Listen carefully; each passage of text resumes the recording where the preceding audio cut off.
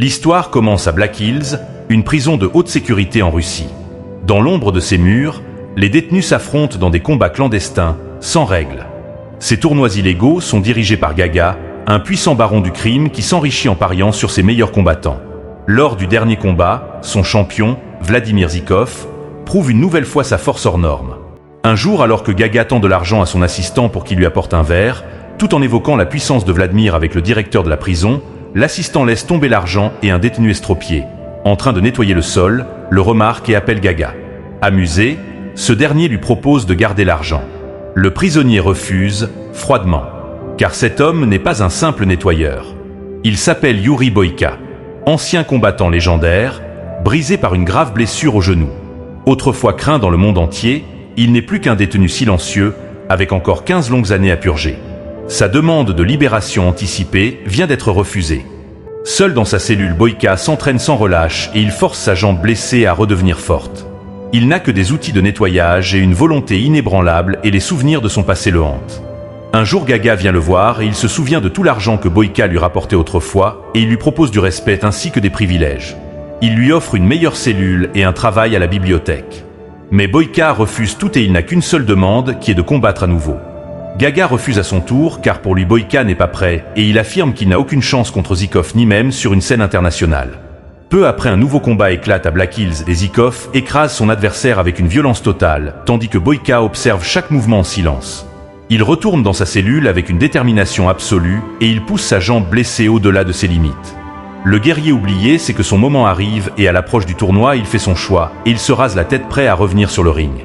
Le jour du tournoi arrive et cette fois la victoire signifie tout car le vainqueur accédera à la première compétition internationale et le prix sera la liberté.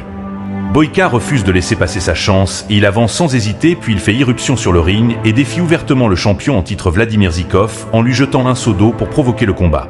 Les gardiens se précipitent pour l'emmener, mais Gaga intervient car il est convaincu que le vétéran blessé ne survivra pas à l'affrontement et il décide donc de laisser faire. Ce qui suit choque tout le monde car Boyka se montre plus vif et plus puissant que prévu et il détruit Zykov en moins d'une minute. L'ancien champion jusque-là intouchable s'effondre inconscient hors du ring, tandis que les prisonniers hurlent derrière les grilles et acclament Boyka comme leur nouveau roi. Peu après, Boyka est transféré sous forte escorte et il traverse la frontière vers la Géorgie pour être conduit à Gorgon, une autre prison de haute sécurité.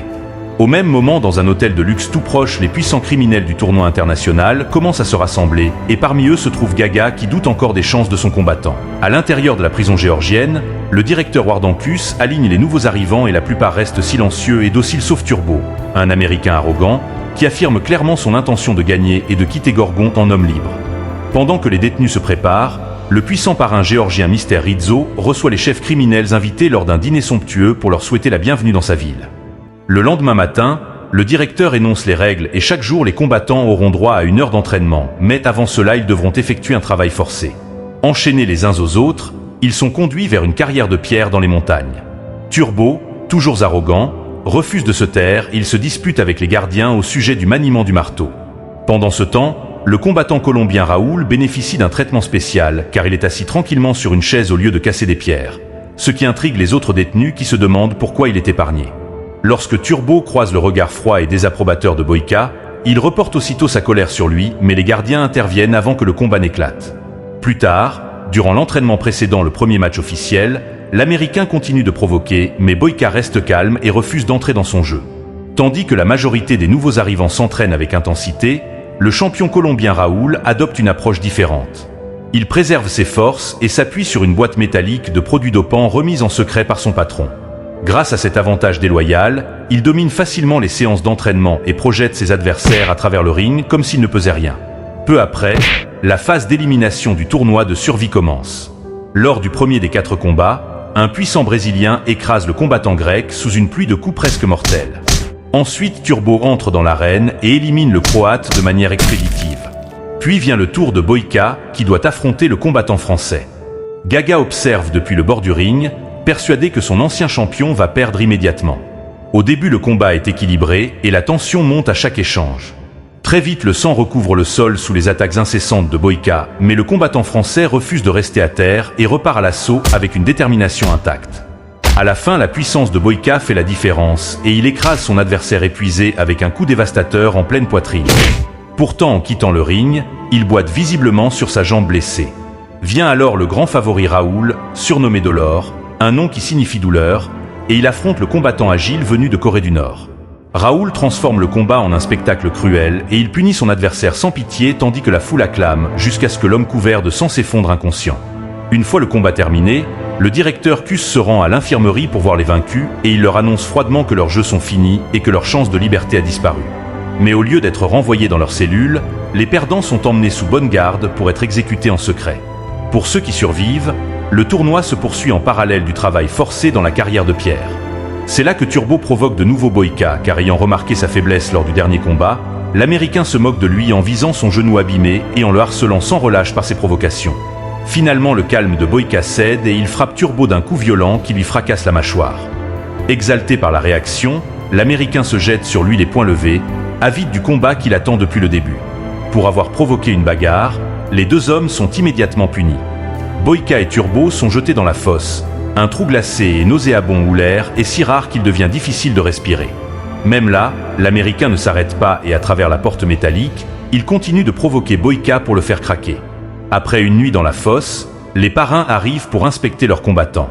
Ils découvrent avec stupeur que les détenus sont forcés de travailler dans la carrière, maniant pioche et chaîne, une condition jamais prévue. Furieux, Gaga et Fornati se rendent au bureau du directeur pour le confronter. Wardancus leur répond par un regard glacé, puis désigne l'homme silencieux derrière eux. C'est Mister Rizzo. Calme, il révèle la vérité. Le tournoi est truqué. Les autres prisonniers sont épuisés volontairement car ils sont destinés à perdre et Rizzo a déjà tout misé sur le favori colombien Raoul. En servant du whisky, il ordonne aux gangsters d'accepter le système, d'apporter plus d'argent et de parier sur le même homme. De retour à la carrière, le supplice continue. Enchaînés ensemble, Boyka et Turbo cassent des pierres côte à côte, tandis que l'Américain relance ses provocations et maintient la tension. Après la nuit passée dans la fosse, la tension entre Boyka et Turbo finit par retomber. Au lieu de gaspiller leur énergie à se battre, ils commencent à travailler en rythme et à économiser leurs forces, tandis que le géant colombien s'injecte une nouvelle dose de produits dopants. Peu à peu, leur coopération se transforme en respect et pour la première fois, les deux hommes trouvent un terrain d'entente.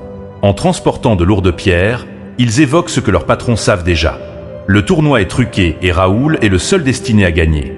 Boyka comprend aussi une vérité plus sombre. À Gorgon, survivre ne dépend pas seulement des combats sur le ring, mais aussi de rester en vie en dehors. Malgré le travail exténuant, il refuse d'arrêter de s'entraîner et cette fois, Turbo se joint à lui. Pendant ce temps, Gaga et Fernad réunissent chaque centime possible pour miser sur Raoul. En observant la scène, le directeur remarque que Boyka et Turbo deviennent plus forts et pour garantir la victoire de Mister Rizzo, il ordonne qu'ils travaillent sans nourriture. Mais au lieu de les briser, cette punition renforce leur détermination.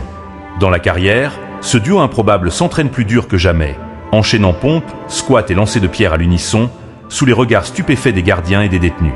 L'effort acharné finit par raviver la blessure au genou de Boyka, qui serre les dents pour supporter la douleur. Turbo le remarque et lui propose un remède, des fleurs de montagne. Il explique que leur huile peut apaiser la souffrance et Boyka accepte à contre-cœur. Peu après, le jour des demi-finales arrive. Boyka monte sur le ring face au Brésilien tandis que Gaga, ayant déjà parié contre lui, masque ses doutes et affiche son geste de soutien habituel. Le Russe attaque avec férocité, mais sa blessure le ralentit rapidement et Raoul, attentif, remarque aussitôt la faiblesse dans sa jambe. Malgré la douleur, Boyka tient bon et il parvient à piéger le Brésilien dans une prise écrasante, le forçant à abandonner et décrochant ainsi sa place en finale. Pour la première fois, Mister Rizzo laisse transparaître son inquiétude. Craignant que Turbo soit lui aussi capable de faire échouer le plan, il donne un ordre direct à Wardancus. Neutraliser l'Américain avant son prochain combat. Les gardiens exécutent l'ordre avec une brutalité extrême et ils passent Turbo à tabac jusqu'à le laisser presque mort. Lorsque Boyka le retrouve, couvert de blessures dans sa cellule, Turbo affirme malgré la douleur qu'il montera quand même sur le ring.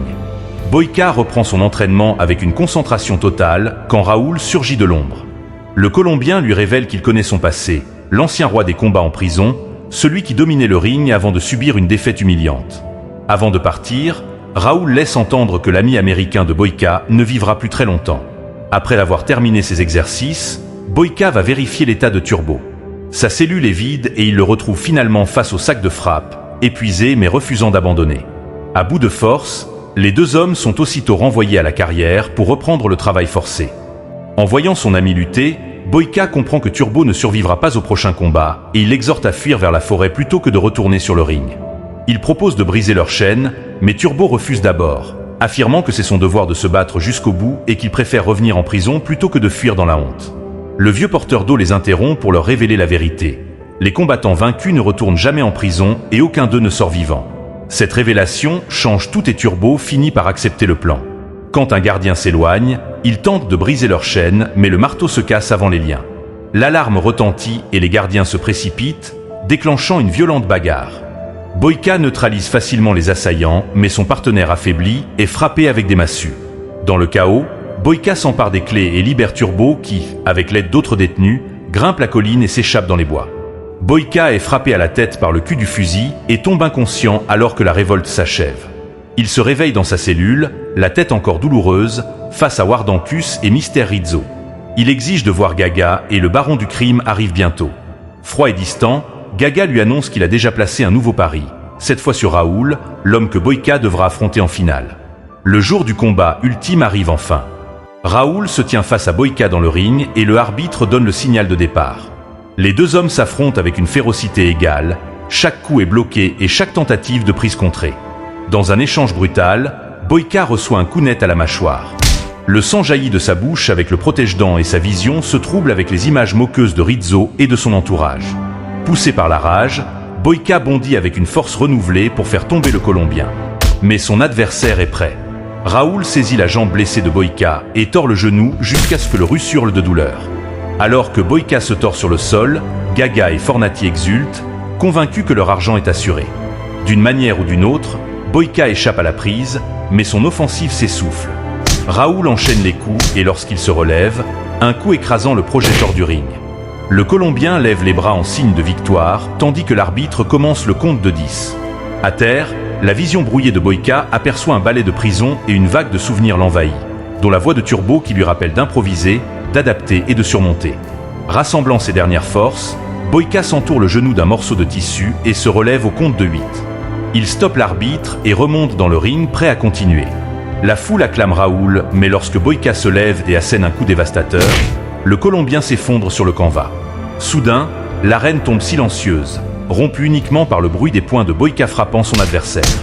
Lorsque Raoul touche à nouveau le sol, le silence explose en acclamation pour le combattant qui refuse de rester à terre.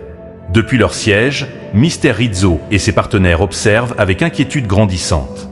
Raoul se relève, déterminé à finir le match en s'attaquant une fois de plus au genou blessé de Boyka. Mais cette fois, le Russe reste inébranlable. Quand Raoul attaque, sa jambe ploie contre la force de Boyka et il s'effondre sur le tapis. La prison explose de joie. Boyka a reconquis son titre de roi incontesté des combats de prison et c'est ainsi que se termine ce tournoi brutal.